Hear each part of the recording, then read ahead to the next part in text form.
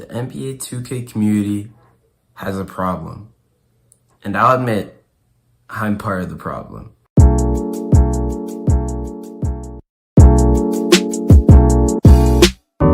Welcome to Speakeasy. Every single year, 2K comes out, and people play the game. But then, people are disappointed by the game. People continue to say 2K sucks, 2K sucks. Every year, same game, 2K sucks. Bad game, microtransactions, my career, my team sucks, all this. And the complaints keep coming and coming and coming. And then people stop playing the game. July comes around, they release their cover athlete for the game. Maybe later on in July to early August, they have the first trailer come out. People are like, 2K sucks, 2K sucks. Then we come around to mid-August to late August. We have people with the city trailer, the My Team trailer, the My Career trailer, the gameplay trailer, all the breakdowns. And then you hear those people, those same people who was talking about 2K sucks just 6 months ago, come back and say, let me buy 2K. Let me come back to 2K. We're gonna have a good comeback. This year's looking good, man. 2K's looking good this year. This might be the year, y'all. 2K's looking... It's bad. It's bad. 2K has been going through it for the past few, maybe 6 years. And I'd say ever since 2K18, that's when the downfall really started. And people kept complaining about the game. 2K18 sucked. 2K19, a lot of people agree on is not bad, but there were still really bad issues with 2K19. It wasn't a good game. Like, it was good.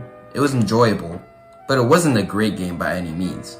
Because there were still lots of VC issues. There was a VC glitch, if I remember, on 2K19 that I did. Or was it 2K18? There was a VC glitch on 2K18 that I did that I remember completely that I did. And I got a bunch of VC from. But 2K19, I'm not too sure. But point being, 2K19, it was enjoyable, but it wasn't a good game. It had a bunch of glitches. People often have rose-tinted shades, I guess, looking back on that past.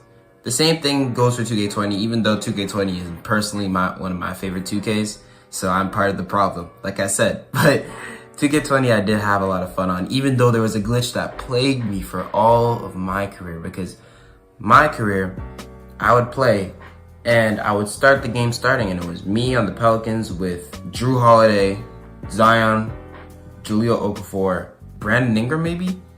Point being, we had that lineup, and we would start, and we would play the entire game. No bench players would come in the whole game.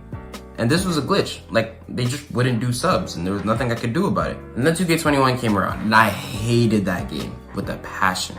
2K21 was the first one on the next-gen consoles. So the current-gen console version, I played it, and I was like, okay, whatever, 2K21. Then the next-gen console came out, PS5, and I played it on the PS5 as well.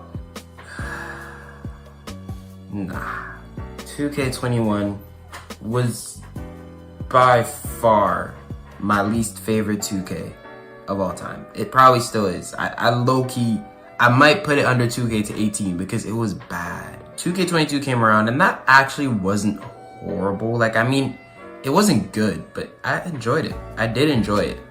It was like a bad game, but I still had fun on it. Like, I recorded a full Raptors series on it. I had fun playing those games, even though I did get mad and throw my controller a few times. Inside.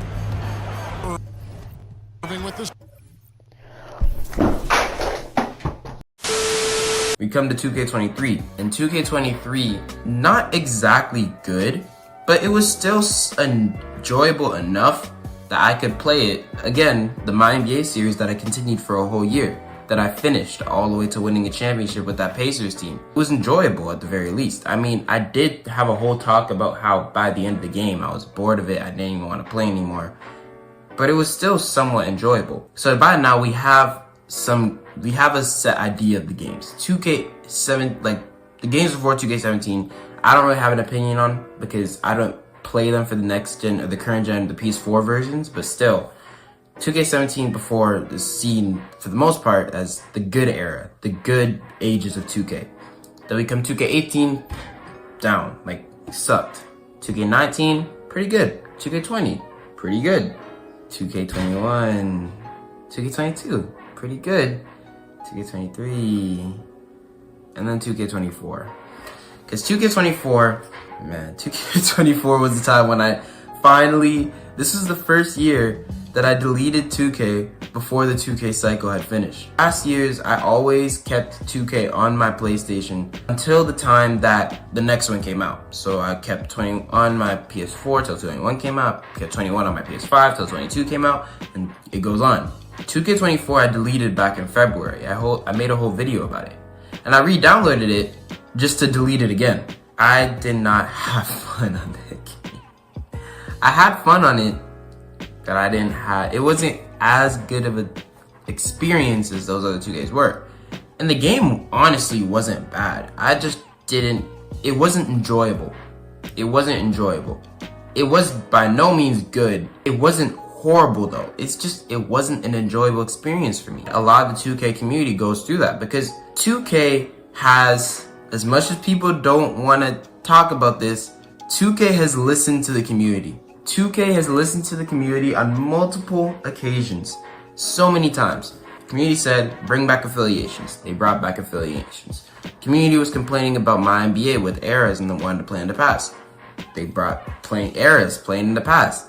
The community was then talking about, oh, the city's too big. Now we need ways to travel around this. We don't want to just walk the whole game. Literally, the trailer for the city says less walking, more balling or something like that. As much as people want to not talk about it, 2K does listen to the community to an extent. Back in 2K19 with the whole, or not even 2K19, it might have been 2K20, 2K21. Bring back affiliations, bring back affiliations. I watched Asian videos.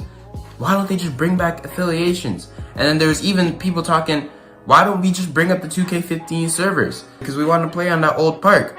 They brought affiliations back. Community wasn't happy, so they lessened the affiliations.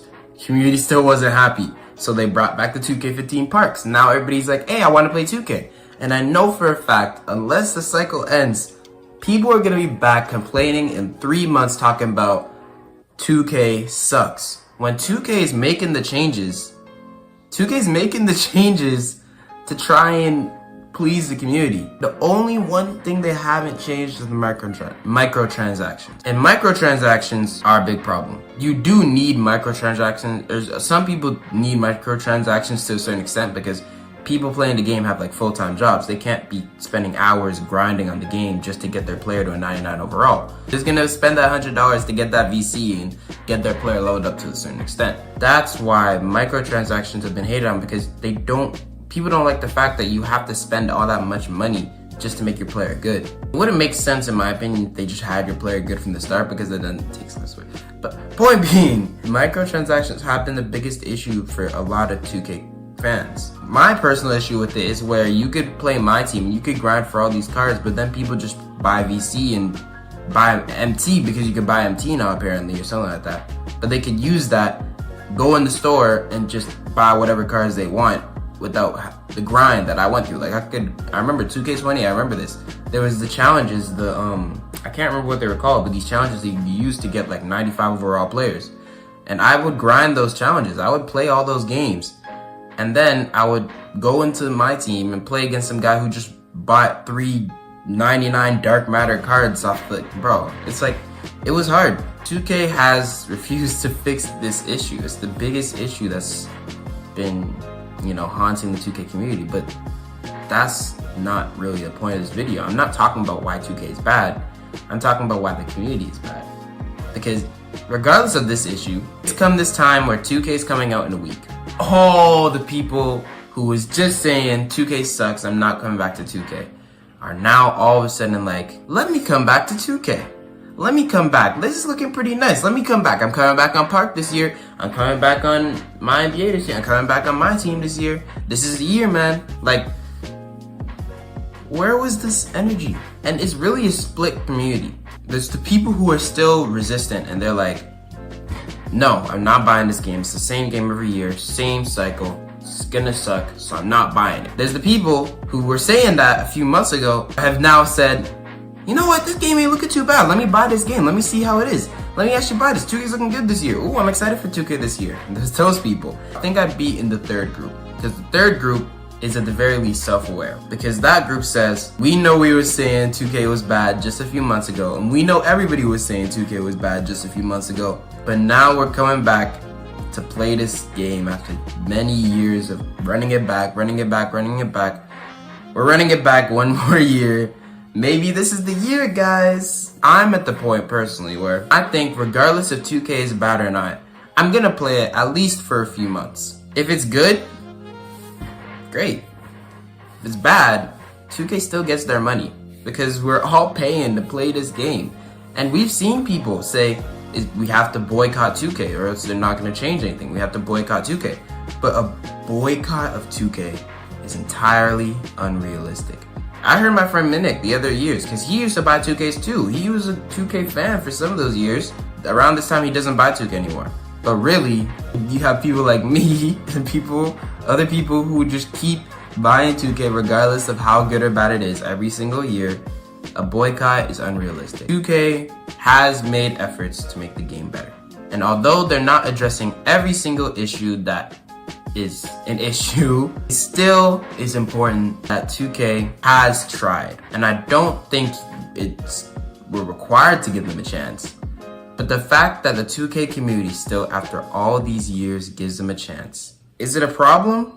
Or is it just a forgiving community? Because at this point, I don't even know. I guess it's not exactly no, it's a bad thing. It's 100% a bad thing. 2K community is stuck in a loop. 2K community is stuck in a cycle. The 2K cycle, if I had to explain it the best I could, I'm gonna buy 2K this year. 2K sucks. Why did I buy this game? I'm not buying 2K next year. This trailer, this doesn't look too bad. I'm gonna buy 2K. And right now, I'm gonna buy 2K this year. And I hope in a few months we're not at 2K sucks. We'll see. Maybe like all the people saying this is the year, this might actually See, I can't say that without laughing because it's just like, it's so funny. It's just such a joke. I pre-ordered 2K. I got the All-Star Edition. It's bad. I wasn't even gonna, I knew I was gonna buy it eventually. I just didn't think I was gonna pre-order it. And then I was like, let me just pre-order it. And I pre-ordered it and it's too late now. My money is gone. $130, sorry. Back to 2K we go. 2K videos coming next week.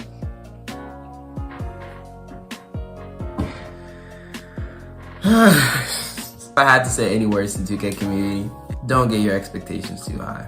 The game is good, great. I'm not complaining whatsoever. But don't get your expectations too high. Because we've seen this happen year after year.